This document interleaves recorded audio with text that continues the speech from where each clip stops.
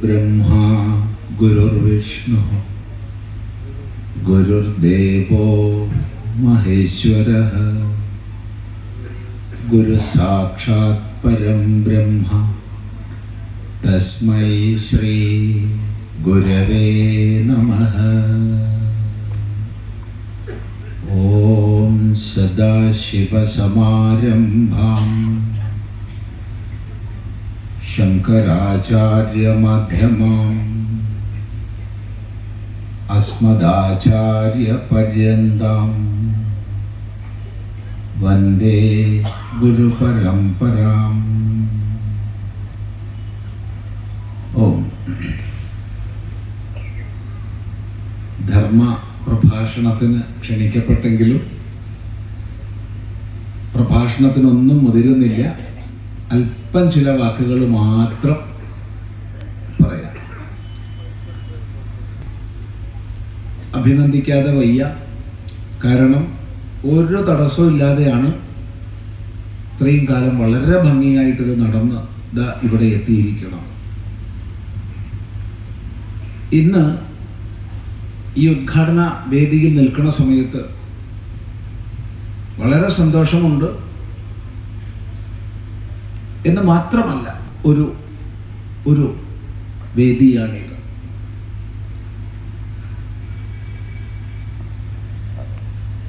ഇവിടെ ഏറെ പ്രസംഗിക്കുകയല്ല.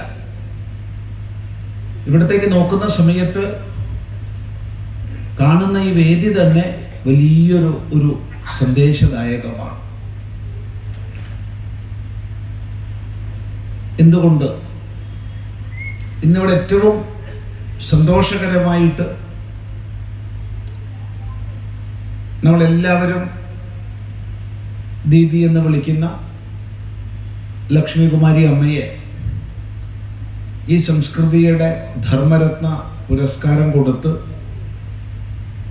സംസ്കൃതിയും ഈ സജ്ജനങ്ങളെല്ലാവരും ഒരുപോലെ ആദരിച്ചു.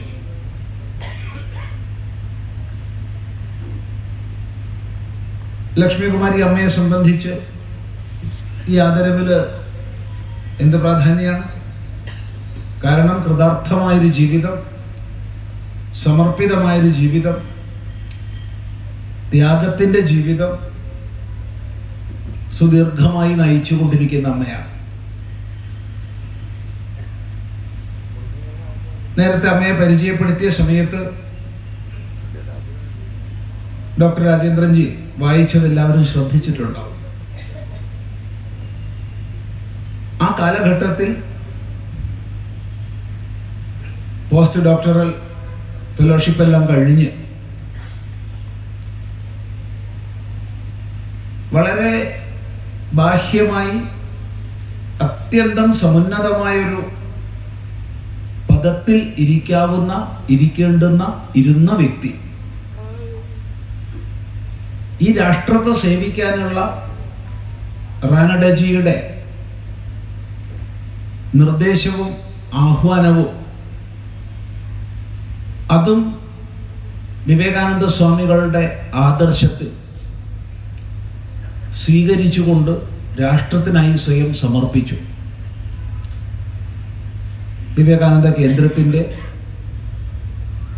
നേതൃത്വം, പ്രവർത്തനം ആദ്യം എത്രമാത്രം ത്യാഗനിർഭരമായിരുന്നു ആ പ്രവർത്തനം എന്നുള്ളത്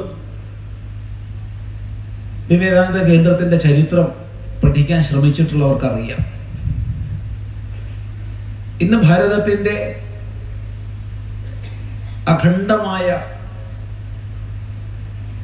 അഖണ്ഡം എന്ന് പൂർണ്ണമായി പറയാൻ കഴിയുമോ?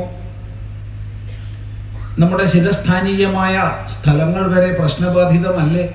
തീർച്ചയായിട്ടും ഉൾക്കൊള്ളുന്നു. എങ്കിലും വടക്ക് കിഴക്കൻ മേഖല, അത് അസമാകട്ടെ, അരുണാചൽ പ്രദേശ് ആകട്ടെ, പ്രത്യേകിച്ചും ഇനി മറ്റു പ്രദേശങ്ങൾ, വടക്ക് കിഴക്കൻ പ്രദേശങ്ങൾ ഭാരതത്തിൻ്റെ അഖണ്ഡിതമായ ആ ഒരു ഭാവത്തിൽ അഭിമാനത്തോടു കൂടി നിലകൊള്ളുന്നതിൻ്റെ പ്രധാനപ്പെട്ട കാരണം ഇങ്ങ് തെക്കേ അറ്റത്തുള്ള വിവേകാനന്ദ കേന്ദ്രമാണ്. ചിലരെങ്കിലും വിചാരിക്കും എന്ത് വിഡ്ഢിത്ത പറയണതെന്ന്. വിവേകാനന്ദ കേന്ദ്രത്തിലെ രാഷ്ട്ര സമർപ്പണം ചെയ്ത് പ്രവർത്തിച്ച യുവതീ യുവാക്കന്മാരുടെ ആ പരിശ്രമത്തിൻ്റെ ഫലമായിട്ടാണ് അവിടെ ഏറ്റവും അധികം വിദ്യാലയങ്ങൾ ഉയർന്നത്. ആ വിദ്യാലയങ്ങളിൽ നിന്ന് പഠിച്ചു വന്നവരാണ് സിവിൽ സർവീസിലായാലും അല്ലെങ്കിൽ രാഷ്ട്ര നിർമ്മാണപരമോ രാഷ്ട്ര സംരക്ഷണപരമോ ആയ മേഖലകളിലൊക്കെ ആയാലും ഇന്ന് പ്രവർത്തിച്ചുകൊണ്ടിരിക്കുന്നത്. ആ സംസ്ഥാനങ്ങളിൽ അധ്യാപകരായി പ്രവർത്തിക്കുന്നത്, കോളേജ് അധ്യാപകർ, എല്ലാ മേഖലകളിലും അത്രക്കേറെ വിദ്യാസമ്പന്നരെ പ്രദാനം ചെയ്തത് വിവേകാനന്ദ കേന്ദ്രം നടത്തുന്ന വിദ്യാലയങ്ങളാണ്. ഇതൊരു വസ്തുതയാണ്. ആ പ്രവർത്തനം ഇല്ലായിരുന്നെങ്കിൽ ഇന്ന് ആ പ്രദേശത്തിന്റെ അവസ്ഥ എന്താകുമായിരുന്നു എന്ന് ചിന്തിക്കേണ്ടതാണ്. നമ്മൾ പലപ്പോഴും കാണില്ല, ഓരോ കാര്യം നമ്മൾ കാണും, കാരണം പലപ്പോഴും കാണില്ല. ആ ഒരു പ്രവർത്തനത്തിന് ദീർഘകാലം നേതൃത്വം വഹിച്ചുകൊണ്ട് അനന്തരം അവിടെ നിന്ന് മാറി വിവേകാനന്ദ കേന്ദ്ര വേദിക് മിഷൻ കേന്ദ്രമായി സുദീർഘമായി പ്രവർത്തിച്ചുകൊണ്ടിരിക്കുന്നു ലക്ഷ്മികുമാരി അമ്മ. വൈദിക ശാസ്ത്രത്തെയും സനാതന ധർമ്മത്തിൻ്റെ വ്യത്യസ്ത മേഖലകളെയും നമ്മുടെ സമൂഹത്തിൽ പ്രസരിപ്പിക്കാൻ അവിശ്രമം പണിയെടുക്കുകയാണ്. ഇപ്പോൾ 90-ലേക്ക് എത്തുന്നു. ഈ ഒരു പ്രായത്തിൽ ലക്ഷ്മികുമാരി അമ്മയുടെ സാന്നിധ്യം ഒരു സന്ദേശമാണ്, ഒരു സംശയമില്ല. വളരെ സന്തോഷമുണ്ട് ഈ സംസ്കൃതി ധർമ്മരത്ന പുരസ്കാരം അമ്മയ്ക്ക് സമർപ്പിച്ചതിൽ. വളരെ സന്തോഷം. ഹർദ്ദമായിട്ടത് ഒരു വെറും വാക്ക് പറയുക അങ്ങനെ പ്രകൃതം ഇല്ല. ഹർദ്ദമായിട്ട് അത് നമ്മുടെ വരുന്ന വിദ്യാസമ്പന്നരായ യുവതി യുവാക്കൾക്ക് പ്രേരകമാവണം. നമുക്കൊക്കെ സമ്പത്ത് വേണ്ടാന്ന് പറയുന്നില്ല, സമ്പത്ത് വേണം. നമുക്കൊക്കെ ജോലി സ്ഥൈര്യം വേണ്ടാന്ന് പറയുന്നില്ല, ജോലി സ്ഥൈര്യം വേണം. എല്ലാ മേഖലകളിലും നമ്മൾ ഉയരണം. പക്ഷേ ആ ഉയർച്ച നമ്മുടെ സമാജത്തിൻ്റെ, നമ്മുടെ രാഷ്ട്രത്തിൻ്റെ, നമ്മുടെ ധർമ്മത്തിൻ്റെ ഉയർച്ചയ്ക്ക് പൂരകമാകും വിധമാകണം, അതിനുതകും വിധമാകണം. നമുക്കൊക്കെ എത്ര ആയുസ്സുണ്ടെന്ന് നമുക്ക് ആർക്കും അറിയില്ല, ആർക്കും അറിയില്ല. ഇപ്പോൾ സംസാരിച്ചുകൊണ്ടിരിക്കുമ്പോൾ ചിലപ്പോൾ കാറ്റ് പോവാം, കേട്ടുകൊണ്ടിരിക്കുമ്പോൾ കാറ്റ് പോവാം.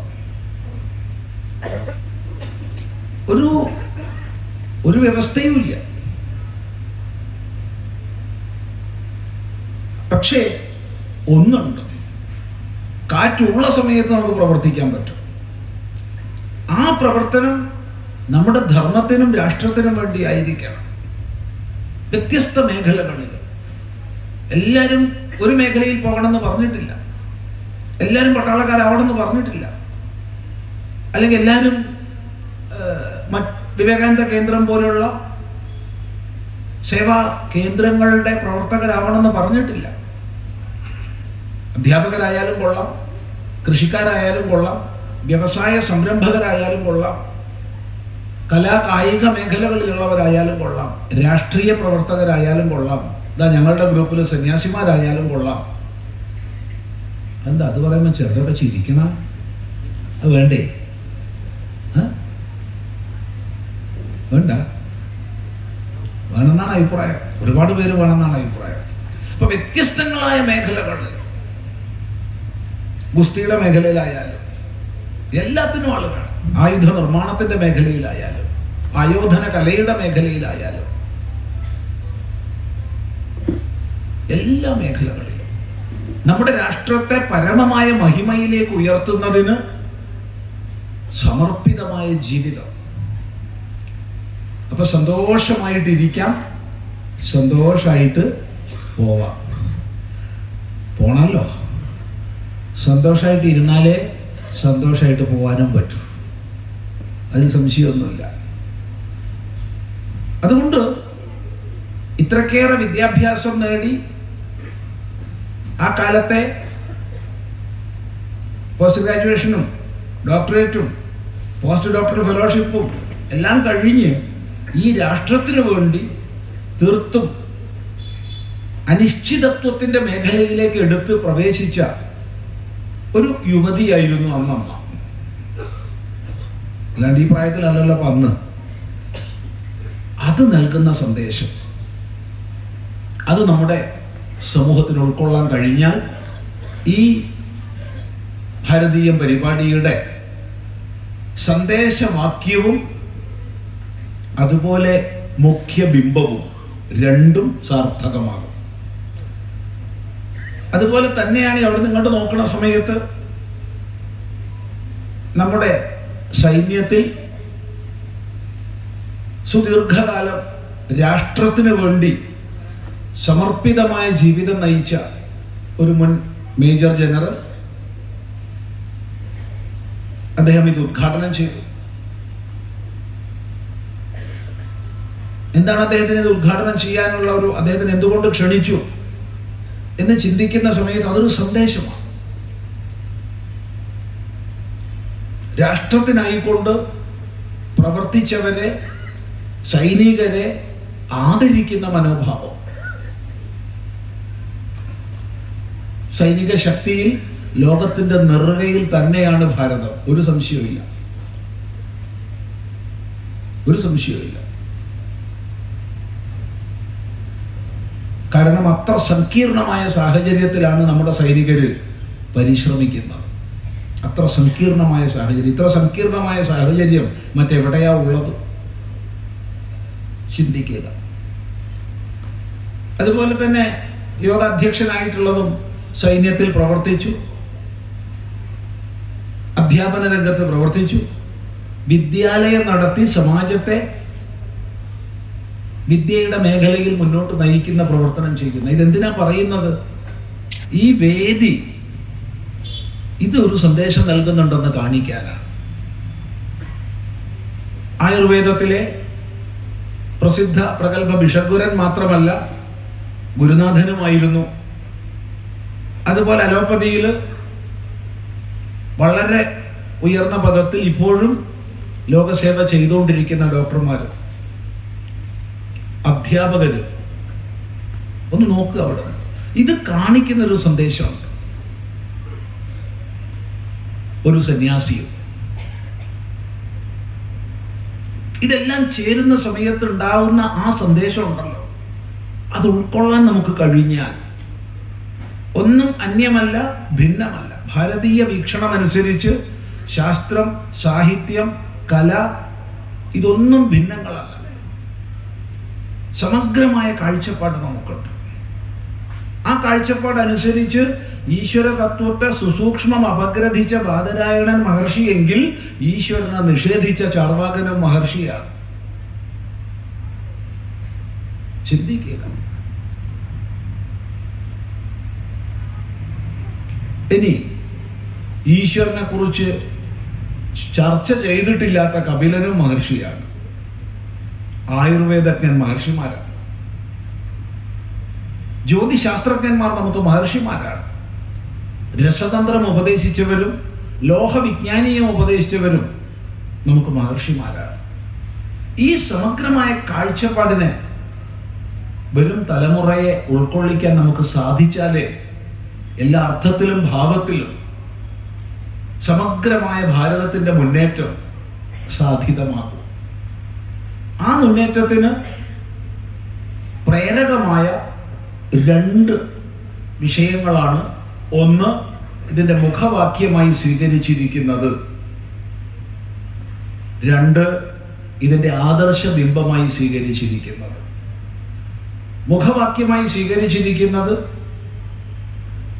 നേരത്തെ ഇവിടെ പറയപ്പെട്ടു, ജനനീ ജന്മഭൂമിശ്ച സ്വർഗാദപി ഗരീയസി എന്ന വാക്യമാണ്. അപ്പി സ്വർണമയീ ലങ്ക നമേ ലക്ഷ്മണ രോചത്തെ ജനനീ ജന്മഭൂമിശ്ച സ്വർഗാദപി ഗരീയസി എന്നാണ് ആ ശ്ലോകത്തിൻ്റെ ഒരു പാഠം.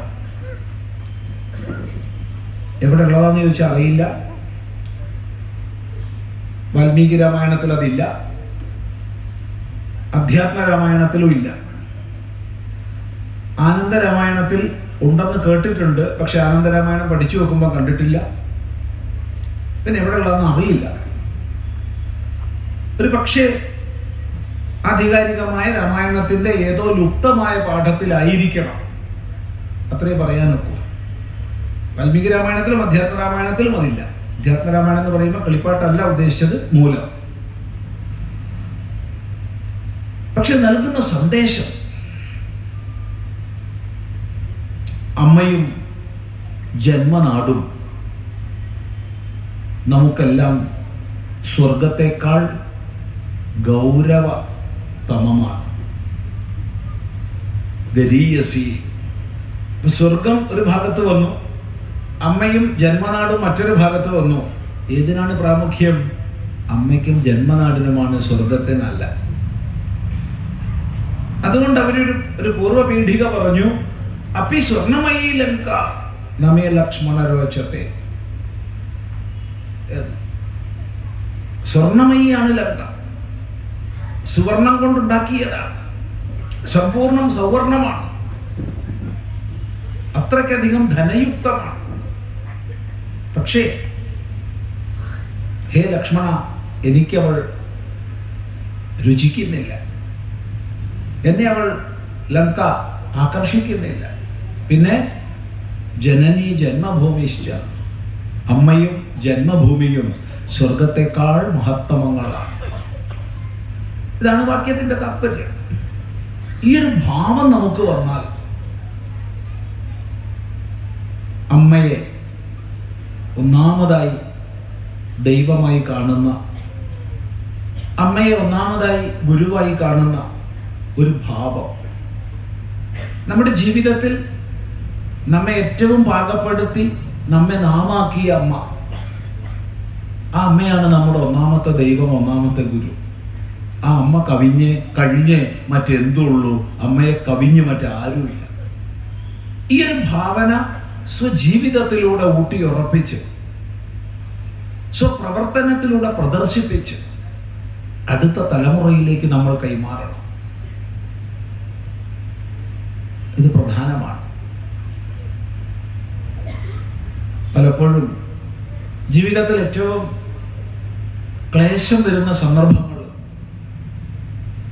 ഏറ്റവും വിഷമം അഭിമുഖീകരിക്കേണ്ടി വരുന്ന സന്ദർഭങ്ങൾ പല മാതൃസദനങ്ങളിലും പോകുമ്പോഴാണ്.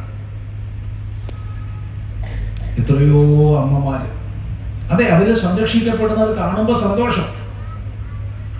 അതുകൂടി ഇല്ലായിരുന്നെങ്കിൽ അവർ തെരുവിൽ അലയേണ്ടി വരുമായിരുന്നു. ഇപ്പൊ ചിദാനന്ദ സ്വാമിയൊക്കെ ചെല്ലുന്നുണ്ടെന്ന് അറിഞ്ഞാൽ എല്ലാം ഒളിച്ച് നല്ല സുന്ദരിമാരായി കൂറിയൊക്കെ തൊട്ട് നല്ല മുണ്ടും വെഷ്ടിയൊക്കെ കൊടുത്ത് അങ്ങനെ കാത്തിരിക്കും. പക്ഷെ ഒന്ന് കെട്ടിപ്പിടിക്കുമ്പോൾ അവരുടെ കണ്ണുകൾ നിറയും. അവരുടെ ഓർമ്മയിൽ അപ്പൊ പ്രകാശിക്കുക, നന്നായി പഠിപ്പിച്ചു എന്ന ഒറ്റ കാരണം കൊണ്ട്, സാമ്പത്തികമായി വലിയ വരുമാനമുണ്ടായി എന്ന് വന്നപ്പോൾ സ്വന്തം അമ്മയെ, സ്വന്തം അച്ഛനെ തെരുവിലേക്ക് ഇറക്കി വിട്ട സ്വന്തം മക്കളുടെ ഓർമ്മകളായിരിക്കും ആ നിറയുന്ന കണ്ണുകളുടെ പിന്നണിയിൽ. ഇങ്ങനെ നൂറുകണക്കിന് കാണേണ്ടി വരുന്നു നമ്മുടെ പോലുള്ളവർക്ക്. കാരണം അത്തരം കേന്ദ്രങ്ങളിൽ ധാരാളം സന്ദർശിക്കുന്ന സമയത്ത് അതൊക്കെ വലിയ സന്തോഷമായിട്ട് ഇങ്ങനെ ചിരിച്ചുകൊണ്ടിരിക്കുന്ന കണ്ടാലുണ്ടല്ലോ. പക്ഷെ നമ്മൾ പോയി ഒന്ന് കെട്ടിപ്പിടിക്കുമ്പോഴത്തേക്ക് ആ മാതാവ് അവരിൽ നിന്ന് വരും, അത് ധാരയായി പ്രവഹിക്കും. ഇത് സംഭവിക്കരുത്, പക്ഷെ സംഭവിക്കുന്നു, സത്യം മാത്രമാണ്.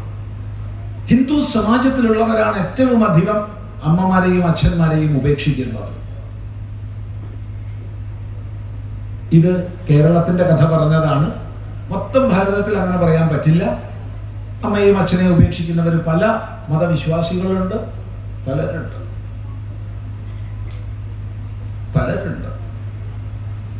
ധാരാളം പേരെ നേരിട്ട് കാണാനിടയായിട്ടുണ്ട്. ധാരാളം പേരെ, ഏറ്റവും അധികം പേരെ കണ്ടിട്ടുള്ളത്, വളരെ ദുഃഖം തരുന്ന രീതിയിൽ കണ്ടിട്ടുള്ളത് കാനഡയിൽ വെച്ചിട്ടാണ്. റോഡ് സൈഡിൽ സിമെന്റ് ബെഞ്ചിൽ ഇരിക്കുന്ന ഒരുപാട് വൃദ്ധന്മാരെ കാണാം. പഞ്ചാബിൽ നിന്നുള്ളവരാണ്. അവിടുന്ന് ഉള്ളവര് കാനഡയിൽ കൃഷി ചെയ്യാൻ വേണ്ടി വന്നു, സമ്പന്നരായി, കോടീശ്വരന്മാരായി. അങ്ങനെ ആയപ്പോൾ അച്ഛനോടും അമ്മയോടും പറയും, ഞങ്ങളിവിടെ വലിയ സ്ഥിതിയിലാണ്, നിങ്ങളൊരു കാര്യം ചെയ്തോളൂ, നിങ്ങൾ ഇങ്ങോട്ട് വന്നോളൂ.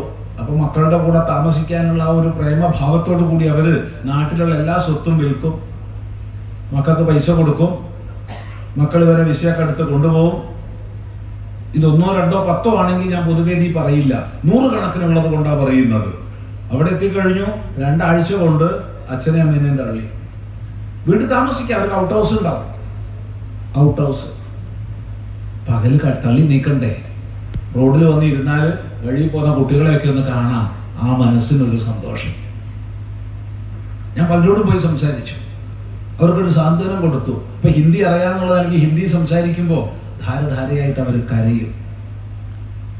അനുഭവ പറയണത്. പക്ഷെ കേരളത്തിൽ ഹിന്ദു സമുദായത്തിൽപ്പെട്ടവരാണ്, സമൂഹത്തിൽപ്പെട്ടവരാണ് ഏറ്റവും അധികം ചെയ്യുന്നത്. ഇത് സംഭവിക്കരുത്. അതുകൊണ്ട് അമ്മയാണ്, അച്ഛനാണ് നമ്മുടെ മുഖ്യം. അവരെ സേവിച്ചിട്ട് മതി മറ്റെന്തും എന്നുള്ള ഭാവം നമുക്ക് നൽകാൻ കഴിയണം. ചിലർ ചിന്തിച്ചേക്കാം, ഈ സന്യാസിക്ക് ഇത് പറയാൻ അധികാരമുണ്ടോ, ഇവൻ അച്ഛനെ അമ്മേനെ ഉപേക്ഷിച്ചു പോയതല്ലേ എന്ന്. ഞാനൊരു അച്ഛനെ അമ്മേനെ ഉപേക്ഷിച്ച് പോയിട്ടില്ല. ഒരച്ഛനെ അമ്മേനെ ഉപേക്ഷിച്ച് പോയിട്ടില്ല. ഉറപ്പ് പറയാൻ പറ്റും, തീർത്തും പറയാൻ പറ്റും. അവരുടെ അനുഗ്രഹത്തോടു കൂടി സന്യാസമാർഗത്തിൽ പോയി. അത് കഴിഞ്ഞ് അന്നവർക്ക് സമ്മതമായിരുന്നില്ല, അന്നവർക്ക് ദുഃഖം നൽകിയിരുന്നു. അത് കുട്ടി പഠിക്കാൻ വിദേശത്ത് പോകുമ്പോഴും ദുഃഖം ഉണ്ടാവും അമ്മയ്ക്ക്, അച്ഛന്. വിട്ടുപിരിയാണല്ലോ. പക്ഷെ പിന്നീട് അവർക്ക് അഭിമാനമായിരുന്നു, ഞാൻ ഇന്നാളുടെ അച്ഛനാണ്, ഞാൻ ഇന്നാളുടെ അമ്മയാണെന്ന് പറയാം. എന്നല്ല, സാമ്പത്തികമായും മറ്റും വളരെ നല്ല സ്ഥിതിയിലുള്ള മക്കൾ ഉണ്ടായിട്ടും, സുഖമായ എല്ലാ ഭൗതിക സാഹചര്യങ്ങളുമുള്ള വീടുണ്ടായിട്ടും മരണസമയമായപ്പോൾ അവർ പറഞ്ഞു, ഞങ്ങൾക്ക് ഇതൊന്നും വേണ്ട, ആശ്രമത്തിൽ പോയി താമസിച്ചാൽ മതി, അവിടെ സ്നേഹിക്കുന്ന കുറേ പേരുടെ ആ സ്നേഹലാളനയിൽ ഞങ്ങൾ മരിച്ചോളാം. പറഞ്ഞതിന്റെ അർത്ഥം മനസ്സിലാക്കുക. അത് വേറെ വിഷയം, അത് വേറെ വിഷയം. അതുകൊണ്ട് അമ്മ അച്ഛൻ ആ ഒരു പ്രാധാന്യം നമ്മുടെ സമൂഹത്തിൽ ഉൾക്കൊള്ളിച്ചേ മതിയാവും. എങ്ങനെ? ഉപദേശങ്ങളിലൂടെ അല്ല, നമ്മുടെ ജീവിതത്തിലൂടെ. അതുപോലെ നമ്മുടെ രാഷ്ട്രം ഇവിടെ ഇപ്പോൾ മുള്ളിൽ നിൽക്കണ പോലെയാണ് നിൽക്കുന്നത്. ആശ്രമത്തിൽ ആധ്യാത്മിക അന്തര്യോഗം നടക്കുകയാണ്. 8 മണി സംശയ നിവാരണത്തിന്റെ സമയമാണ്. കുറച്ചൊന്നങ്ങോട്ടാക്കാം എന്നുള്ളതൊക്കെ അല്ലാണ്ട് അധികം ആക്കാൻ വയ്യല്ലോ.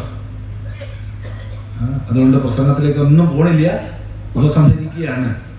ജന്മഭൂമി, നമ്മളെ നാമാക്കിയ മാതൃഭൂമി, ഈ മാതൃഭൂമിയുടെ അഖണ്ഡതയ്ക്ക് വേണ്ടി ഏറ്റവും അധികം പരിശ്രമിച്ചത് ആരാണ്?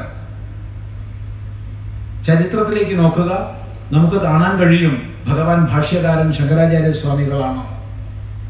നമ്മളെല്ലാം വലിയ വായിൽ നാഷണൽ ഇന്റഗ്രേഷനെ കുറിച്ച് പറയാറുണ്ട്, ദേശീയ സംഗ്രഥനത്തെ കുറിച്ച്. ദേശീയ സംഗ്രഥനത്തിന്റെ സൂത്രധാരന്മാര് ഋഷിമാരാണ്. അത് പറയണമെങ്കിൽ വിസ്തരിച്ച് പറയണം, മണിക്കൂറുകൾ പറയണം, അതിന് സമയം അനുവദിക്കില്ല. പക്ഷെ ഒന്ന് മാത്രം സൂചിപ്പിക്കട്ടെ, സപ്തമോക്ഷപുരികളും 7 നദികളും ചതുർധാമങ്ങളും ചതുർമഠങ്ങളും 12 ജ്യോതിർലിംഗങ്ങളും 51 ശക്തിപീഠങ്ങളും തീർത്ഥഗുരുവും തീർത്ഥരാജും എല്ലാം ചേർന്നൊരു ഭാരതം ഒന്ന് മനസ്സിൽ കാണുക. അത് ഇന്നത്തെ ഇന്ത്യ അല്ല, അത് അഖണ്ഡ ഭാരതമാണ്. വ്യത്യസ്ത ഭാഷകൾ സംസാരിക്കുന്ന, വ്യത്യസ്ത ആഹാര രീതികൾ പാലിക്കുന്ന, വ്യത്യസ്ത കാലാവസ്ഥകളിൽ ദിവസിക്കുന്ന, വ്യത്യസ്ത വസ്ത്രവിധാനങ്ങളുള്ള സമൂഹങ്ങൾ ഈ പ്രദേശങ്ങളിലൂടെ മുഴുവൻ തീർത്ഥയാത്ര ചെയ്യുമ്പോൾ ഒന്നാണ് ഭാരതം എന്ന കാഴ്ചപ്പാട് രാജ്യങ്ങൾ വ്യത്യസ്തങ്ങളാണ്, ആയിരക്കണക്കിന് നാട്ടുരാജ്യങ്ങളാണ്. പക്ഷെ ഭാരത രാഷ്ട്രം ഒന്നാണെന്ന കാഴ്ചപ്പാട് ഏത് കാലഘട്ടം മുതൽക്കെന്ന് നമുക്കറിയില്ല, ഊട്ടിയുറപ്പിക്കപ്പെട്ടു. വാൽമീകി രാമായണത്തിൽ ആ ഭാരതത്തെ നമുക്ക് കാണാം, മഹാഭാരതത്തിൽ ആ മഹാഭാരതത്തെ കാണാം. പുരാണങ്ങളിൽ, എല്ലാ പുരാണങ്ങളിലും, പ്രത്യേകിച്ച് ശിവപുരാണം, വിഷ്ണു പുരാണം തുടങ്ങിയ പുരാണങ്ങളിൽ ആ മഹാഭാരതത്തെ കാണാം. അഭിമാന വിജൃംഭിതമാക്കി നമുക്ക് ഉപദേശം തരുന്ന പുരാണങ്ങൾ. ഒറ്റ വാക്യം മാത്രം പറയട്ടെ, ഏറെ പറയുമ്പോ സമയം ഇപ്പൊ തന്നെ 8:02. ദായന്തി ദേവാഖില ഗീതകാരി ധന്യാസ്തുതേ ഭാരത ഭൂവിഭാഗേ സ്വർഗാപവർഗസ്പദ മാർഗഭൂമൗ ഭവന്തി ഭൂയ പുരുഷസുരത്വാത്. ഇത് വിഷ്ണു പുരാണത്തിലെ വാക്യമാണ്. 5000 കൊല്ലങ്ങൾക്ക് മുമ്പ് വേദവ്യാസ ഭഗവാൻ എഴുതി വെച്ചത്. ദേവന്മാര് പാട്ടുകൾ പാടുകയാണ്. എന്താ പാടുന്നത്?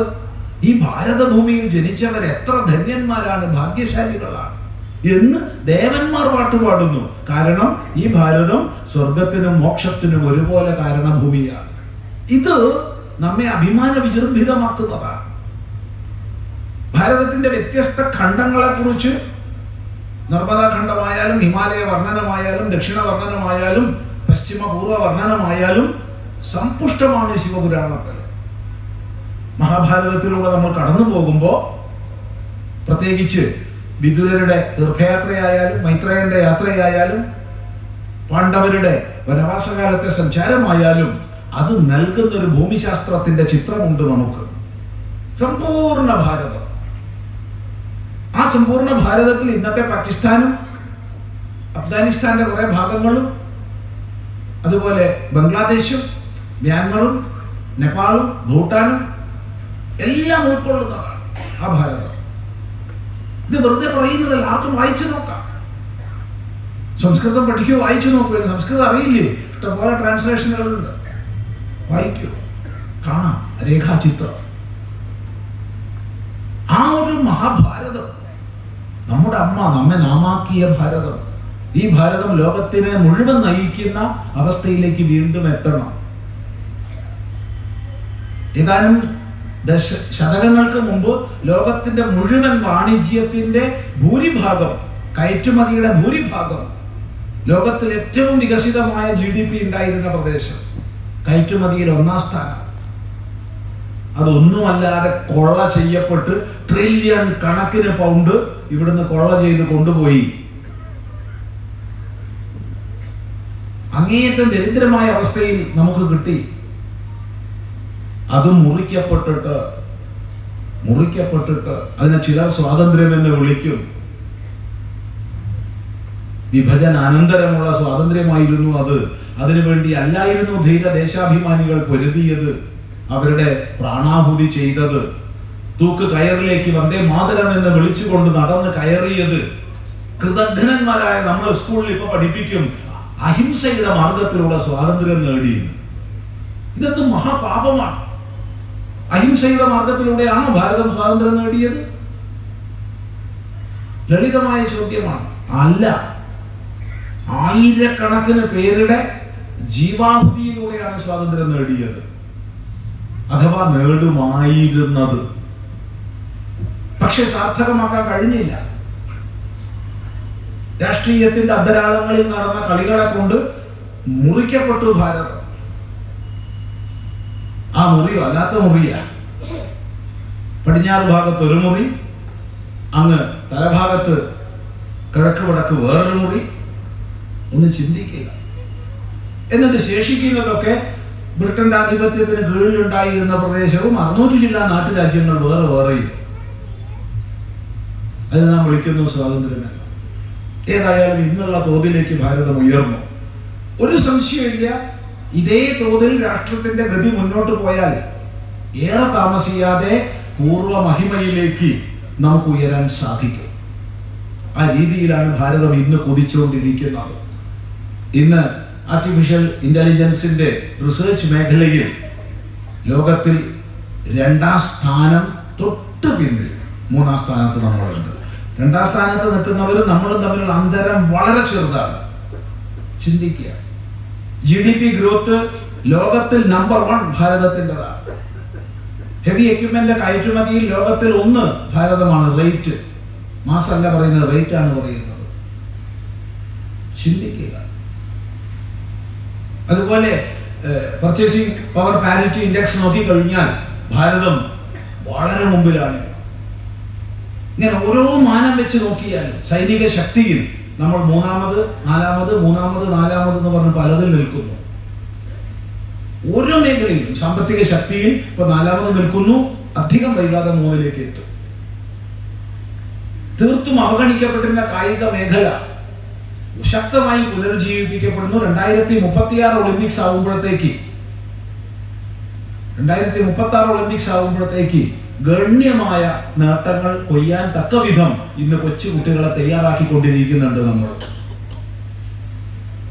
ഇങ്ങനെ ഓരോ മേഖലയിലും ശ്രദ്ധിച്ചുകൊണ്ട് മുന്നോട്ട് പോകുന്ന ഒരവസ്ഥയാണ് ഭാരതത്തിൻ്റെ. അതുകൊണ്ട് ലോകത്തിന്റെ മുമ്പിൽ നയിക്കുന്ന ഒരവസ്ഥയിൽ ഭാരതത്തെ നമുക്ക് ഏറെ വൈകാതെ തന്നെ കാണാൻ പറ്റും. ഒറ്റ പ്രാർത്ഥനയുള്ളൂ, അത് വികസിത ഭാരതം ആവരുത് എന്ന്. വികസിത ഭാരതം ആവരുത്, ഭാരതം എന്നും വികസ്വരമായി നിലനിൽക്കണം. ഒരിക്കലും ഭാരതം വികസിതമാവരുത്. ചിലരെങ്കിലും വിചാരിക്കും ഇതെന്താ ഇയാൾ പറയണത്. എൻ്റെ പ്രാർത്ഥന അതാണ്. ഭാരതം ഒരിക്കലും വികസിതമാവരുത്, ഭാരതം എന്നും വികസ്വരമാകണം. ശാസ്ത്രം ഒരിക്കലും വികസിതമാവരുത്, ശാസ്ത്രം എന്നും വികസ്വരമാകണം. കാരണം വികസിതമായി കഴിഞ്ഞാൽ പിന്നെ മുകളിലോട്ട് ലക്ഷ്യമില്ല. വികസിതമായാൽ പിന്നെ താഴോട്ടാണ്, പിന്നെ തളർച്ചയാണ്. ഒരു പർവ്വതത്തിന്റെ മുകളിലെത്തിയെന്ന് കഴിഞ്ഞാൽ പിന്നെ കയറാനില്ല, പറ്റില്ല. നമ്മൾ ഉയർന്നു പോയിക്കൊണ്ടേയിരിക്കണം. വികസിതമായി അഭിമാനിച്ച രാഷ്ട്രങ്ങളിലേക്ക് നോക്കൂ, എന്താണ് അവിടുത്തെ സ്ഥിതി? ഞങ്ങൾ വികസിതമാണെന്ന് അഭിമാനിച്ചല്ലോ കുറെ രാജ്യങ്ങൾ. എന്താ അവിടുത്തെ സ്ഥിതിഗതികൾ? മയക്കുമരുന്നിന് അടിമപ്പെട്ട് അരാജകത്വത്തിന്റെ അങ്ങ് അറ്റത്ത് നിത്യ ദുരിതങ്ങൾ. വെറുതെ പ്രസംഗിക്കല്ല മൈക്കിന്റെ മുമ്പിൽ. അത്തരം രാജ്യങ്ങളിൽ തലങ്ങും വിലങ്ങും പല പ്രാവശ്യം സഞ്ചരിച്ച്, അത് മുഴുവൻ നീളത്തിലും വീതിയിലും ഒരു പ്രദേശം ഒഴിവില്ലാണ്ട് സഞ്ചരിച്ച് സാമാന്യ ജനജീവിതം കണ്ടിട്ടാണ് പറയുന്നത്, വെറുതെ പറയല്ല. അവിടെ നമുക്ക് കാണാൻ പറ്റും വികസിതമായി ഇന്നലെ വരെ അഭിമാനിച്ച സ്ഥിതിഗതികൾ. എന്തിന്? ഹയർ സെക്കൻഡറി സ്കൂളിന് മുകളിലേക്ക് പഠിക്കുന്നവരുടെ പെർസെൻറ്റേജ് എത്ര കുറവാണ്.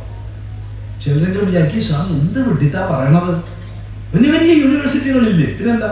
പഠിക്കണവരാരാൻ നോക്കൂ. ഏഷ്യൻ രാജ്യങ്ങളിൽ നിന്നുള്ളവര്, ആഫ്രിക്കൻ രാജ്യങ്ങളിൽ നിന്നുള്ളവര്, റഷ്യ എന്നുള്ളവര് ഒക്കെയാണ് പഠിക്കുന്നത്. ചൈനയിൽ നിന്നുള്ളവര് ഏറ്റവും കൂടുതൽ. അമേരിക്കൻസ് വളരെ ചുരുക്കം പേരെ +2 മുകളിൽ പഠിക്കുന്നതുണ്ട്. ഇതെന്നാ UK പോയ സ്ഥിതി. തദ്ദേശീയര് 10ാം ക്ലാസ്സിന് മുകളിൽ പഠിക്കുന്നത് വളരെ കുറവ്. അപ്പോഴത്തേക്ക് ഏതെങ്കിലും പെട്രോൾ പമ്പിൽ ജോലിക്ക് പോയി, അല്ലെങ്കിൽ എന്തെങ്കിലും പ്ലംബർ പണി മോശമെന്നല്ല ചിദാനന്ദ സ്വാമി പറഞ്ഞ, ഞാൻ എല്ലാ ജോലിയെയും ബഹുമാനിക്കുന്ന ആളാണ്. പക്ഷേ ഇന്നലെ വരെ അഹങ്കരിച്ചതിന്റെ പരിണാമം ഇന്ന് എന്ത് എന്ന് കാണിച്ചു തരാണ്. അതിനാണ് ഇത് പറയുന്നത്. അതുകൊണ്ട് നമ്മൾ ഒരിക്കലും വികസിതമാവരുത്, വികസ്വരമാകണം. എപ്പോഴും ഡെവലപ്പിംഗ് ആയിരിക്കണം, എപ്പോഴും അപ്ഡേറ്റ് ചെയ്തുകൊണ്ടിരിക്കണം. അതിനൊരിക്കലും ഫുൾ സ്റ്റോപ്പ് ഉണ്ടാവരുത്. ഡെവലപ്ഡ് എന്ന് പറഞ്ഞാൽ ഫുൾ സ്റ്റോപ്പായി, പിന്നെ ബാക്കിയുള്ളത് ഫാസ്റ്റ് കഴിഞ്ഞാൽ പിന്നെ മുന്നോട്ടില്ല. അതുകൊണ്ട് വികസ്വരമാകണം.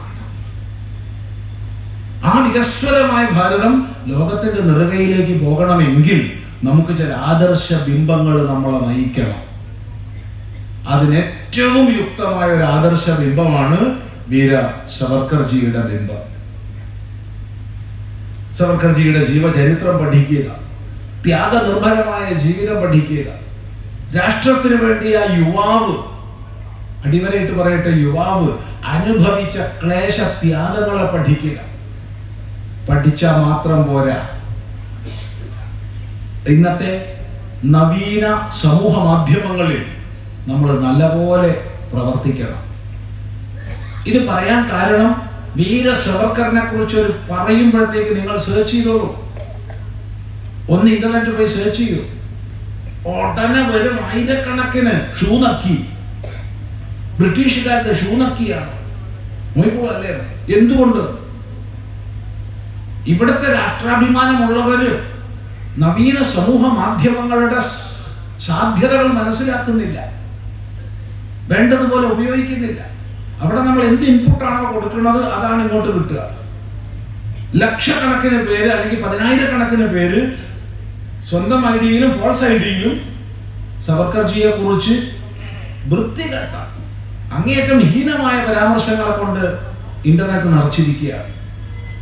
എന്തേ നമുക്കൊന്നും പ്രവർത്തിക്കാൻ പറ്റില്ലേ? അതുകൊണ്ട് സത്യസന്ധമായി ഒന്ന് പഠിക്കുക. ഏറ്റവും ചുരുങ്ങിയത് കാലാപ്പാനി സിനിമയെങ്കിലും ഒന്ന് കാണാം. ആൻഡമാൻ ജയില് അന്നത്തെ ധീരദേശാഭിമാനികൾ അനുഭവിച്ച ക്ലേശം എത്ര വലുതായിരുന്നു, ബ്രിട്ടീഷുകാരുടെ പീഡനം എത്ര വലുതായിരുന്നു. ഒന്ന് പഠിക്കുക. ഷൂ നക്കിയത് ഒരാളും 10 ആളും അല്ല, ഓരോ രാഷ്ട്രാഭിമാനിയെ കൊണ്ടും അവർ ഷൂ നക്കിക്കുമായിരുന്നു, ഒരാളല്ല. ചരിത്രം പഠിക്കുക. അങ്ങനെ നക്കുന്ന സമയത്ത് ചാട്ടവാറ് കൊണ്ട് അടിച്ച് പൊട്ടി ചോര വരുമായിരുന്നു. കണ്ണുകൾ ചൂഴ്ന്നെടുക്കപ്പെട്ടവർ, ഇഞ്ചിഞ്ചായി പലവിധ ചിത്രവധ ഉപകരണങ്ങൾ ഉപയോഗിച്ച് പീഡിപ്പിക്കപ്പെട്ടവർ, അവരുടെ ത്യാഗത്തിന്റെ ഫലമാണ് നമ്മൾ ഇന്ന് അനുഭവിക്കുന്ന സ്വാതന്ത്ര്യവും ഇന്ന് നമ്മൾ ഓൺലൈനിൽ ഷൂ നോക്കി എഴുതാൻ നമുക്ക് അവകാശം വരുന്നത്. മറക്കാതിരിക്കുക. അതുകൊണ്ട് നമ്മൾ വേണ്ടത്, ഈ ഭാരതീയത്തിൽ പങ്കെടുക്കുന്നവർ ദയവ് ചെയ്ത്, നിങ്ങൾക്കൊക്കെ ഫേസ്ബുക്ക് ഉണ്ടല്ലോ, ഈ കൂടുതൽ ഫേസ്ബുക്ക് ഇല്ലാത്തവരാരാ? നിങ്ങൾക്ക് വാട്സാപ്പ് അക്കൗണ്ടുകളില്ലേ? നിങ്ങൾക്ക് ടെലിഗ്രാമില്ലേ? നിങ്ങൾക്ക് ഇൻസ്റ്റാഗ്രാമില്ലേ? ഇതല്ലാത്ത എന്തൊക്കെയോ ഉണ്ട്. എന്തൊക്കെയാന്ന് എനിക്ക് തന്നെ അറിയില്ല, കുറച്ചൊക്കെ അറിയാം. മാക്സിമം ഉപയോഗിക്കുക. തിരിഞ്ഞും ഫോട്ടോ എടുത്ത് വലത്തോട്ട് ഫോട്ടോ എടുത്ത് തന്റെ ഫോട്ടോ അപ്ലോഡ് ചെയ്യുന്നതിന് പകരം, വൈകാരികങ്ങളായ മേഖലകളിൽ പ്രവർത്തിക്കുന്നതിന് പകരം സജീവ സാന്നിധ്യമാവുക ഓൺലൈനിൽ. ഓരോരുത്തരും രാഷ്ട്രാഭിമാനകരങ്ങളായവ എഴുതുക. മറ്റൊന്നിനെ എതിർക്കാൻ പോണ്ട. പക്ഷേ എത്ര വലിയ ഇരുളും നീക്കാൻ ഒരു വിളക്ക് കത്തിക്കുകയേ വേണ്ടു. ആ വെളിച്ചത്തിന്റെ വാഹകരായി നമുക്ക് സ്വയം തീരാം. അതിന് സ്വയം പഠിക്കുക, സവർക്കർജിയുടെ ജീവിത മഹിമ മനസ്സിലാക്കുക. ഷൂ നക്കി എന്ന് പറയുന്നവർ പറഞ്ഞോട്ടെ എന്ന് നമ്മൾ മറുപടി എഴുതരുത്, അവഗണിക്കുക. മറിച്ച് ആ മഹാന്റെ ജീവചരിത്രം ഓരോരുത്തരും പഠിച്ച് അതിനെ സ്വന്തം വാക്കുകളിലൂടെ ആവിഷ്കരിക്കാനും മറ്റും പരിശ്രമിക്കുക. ഇതാണ് പറയാനുള്ളത്. ഇപ്പോൾ വളരെ വലിയ അപരാധമാണ് ഇപ്പോൾ ചെയ്തിട്ടുള്ളത്. 8-കാലിന് അവിടെ സംശയ നിവാരണം, ഒരുപാട് പേര് അന്തർയോഗത്തിന്റെ അംഗങ്ങളായി താമസിക്കുകയാണ് അവിടെ. അപ്പോൾ ഇപ്പം തന്നെ 8-കാലായി കഴിഞ്ഞു. അതുകൊണ്ട് ഇനി ദീർഘിപ്പിച്ചുകൂടാ. അതുകൊണ്ട് തന്നെ വേദിയിൽ ഔചിത്യം പാലിച്ച് ഇരിക്കുകയും മറ്റു ഭാഷണങ്ങൾ കേൾക്കുകയൊന്നും ഇല്ല. എല്ലാവരോടും അതിനെ ക്ഷമായാചന ചെയ്തുകൊണ്ട്